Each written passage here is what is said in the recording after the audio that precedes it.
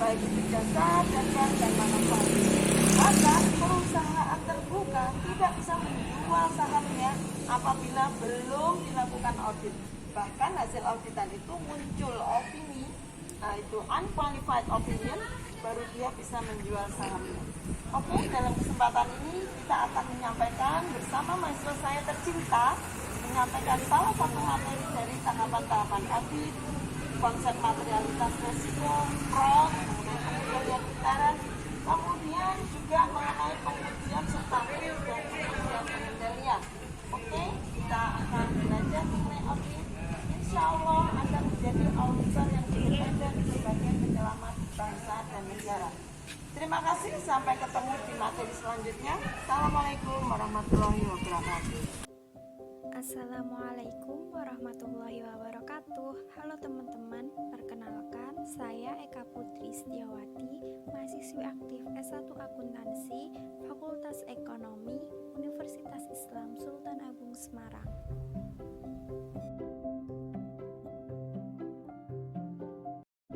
Nah teman-teman, di video ini saya akan menjelaskan mengenai opini-opini auditor dalam laporan keuangan. Sebelumnya, saya akan menjelaskan apa itu audit. Apa sih audit itu? Pasti di antara teman-teman ada yang belum tahu kan audit itu apa? Baik, saya akan jelaskan. Jadi, audit adalah suatu proses sistematis untuk memperoleh dan mengevaluasi bukti yang berhubungan dengan asersi tentang tindakan dan kejadian ekonomi secara objektif untuk menentukan tingkat kepatuhan asersi tersebut dengan kriteria yang telah ditetapkan dan mengkomunikasikan hasilnya kepada pihak-pihak yang berkepentingan. Teman-teman pasti bertanya-tanya, kenapa sih laporan keuangan perlu diaudit? Jadi, laporan keuangan perlu diaudit untuk memberikan informasi tentang perusahaan. Untuk memenuhi kebutuhan informasi berbagai pihak akan informasi keuangan, dibutuhkan pengujian kesesuaian antara praktek akuntansi dalam laporan keuangan dengan prinsip akuntansi yang berlaku umum. Proses pengujian tersebut dikenal dengan istilah auditing yang dilakukan oleh akuntan publik sebagai pihak yang independen.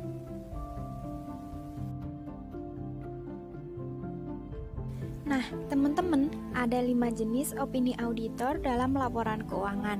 Yuk kita bahas satu persatu.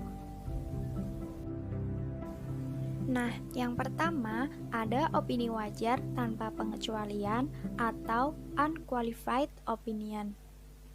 Laporan keuangan dikatakan opini wajar tanpa pengecualian apabila auditor tidak menemukan kesalahan material secara keseluruhan dari laporan keuangan.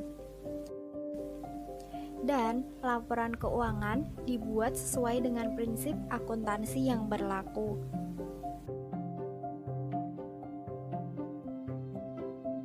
Ada beberapa persyaratan agar laporan keuangan mendapatkan opini wajar tanpa pengecualian, yaitu yang pertama, laporan keuangan lengkap.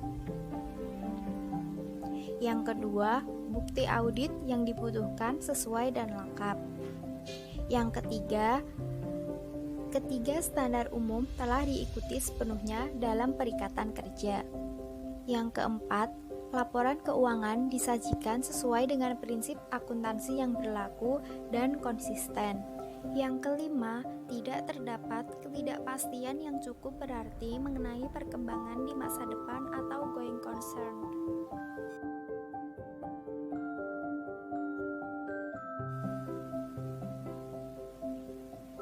Opini yang kedua yaitu opini wajar dengan pengecualian atau qualified opinion.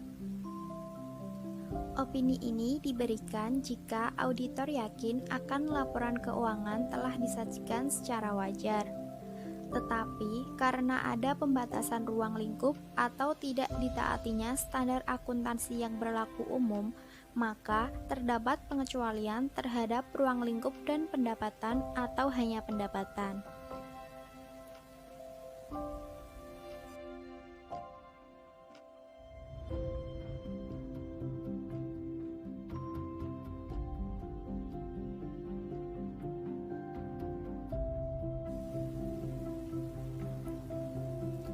Dari pengecualian tersebut, yang bisa terjadi apabila yang pertama, auditor setelah memperoleh bukti yang cukup dan tepat menyimpulkan bahwa kesalahan penyajian, baik secara individual maupun secara agregasi, adalah material, tetapi tidak pervasif terhadap laporan keuangan.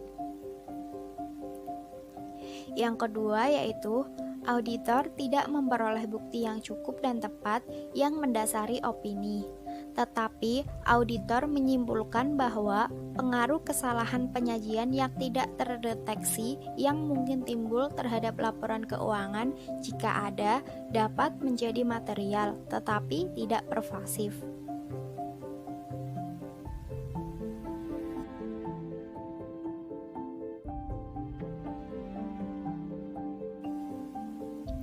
Nah, yang ketiga adalah opini wajar tanpa pengecualian, tanpa paragraf atau modified unqualified opinion.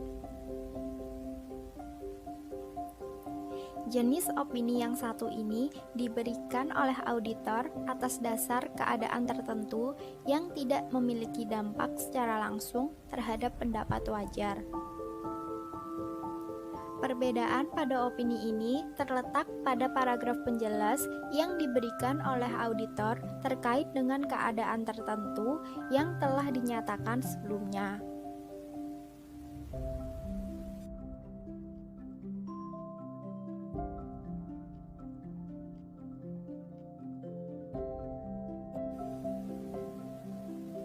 Nah, ada beberapa jenis keadaan yang dapat memicu opini ini. Yang pertama, sebagian dari pendapat auditor ditarik dari pendapat auditor independen lainnya. Yang kedua, tidak tersedianya aturan yang jelas terkait dengan laporan keuangan, sehingga berpotensi dianggap menyimpang dari SAK. Yang ketiga, adanya pengaruh ketidakpastian peristiwa mana yang akan datang dan hasilnya tidak diperkirakan.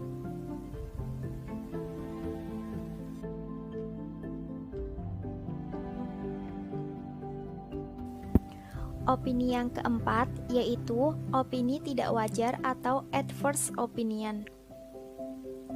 Opini ini diberikan ketika auditor telah melakukan pemeriksaan dan memperoleh bukti yang cukup dan tepat, kemudian menyimpulkan bahwa ada kesalahan penyajian, baik secara individu maupun secara agregasi, adalah material dan pervasif terhadap laporan keuangan.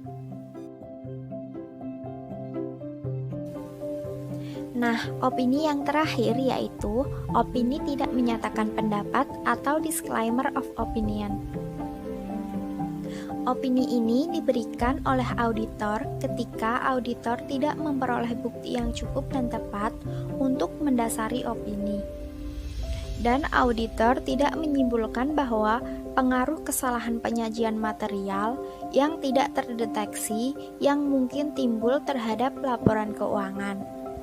Jika ada, dapat bersifat material dan pervasif. Nah, teman-teman, dari semua yang saya jelaskan tadi, dapat disimpulkan bahwa opini auditor sangat dibutuhkan dalam menerapkan laporan keuangan. Konflik kepentingan terjadi antara pengguna laporan keuangan dan manajemen karena tidak ada keyakinan bahwa manajemen akan memberikan informasi yang benar dan akurat. Oleh karena itu, audit laporan keuangan diperlukan untuk memberikan keyakinan yang memadai.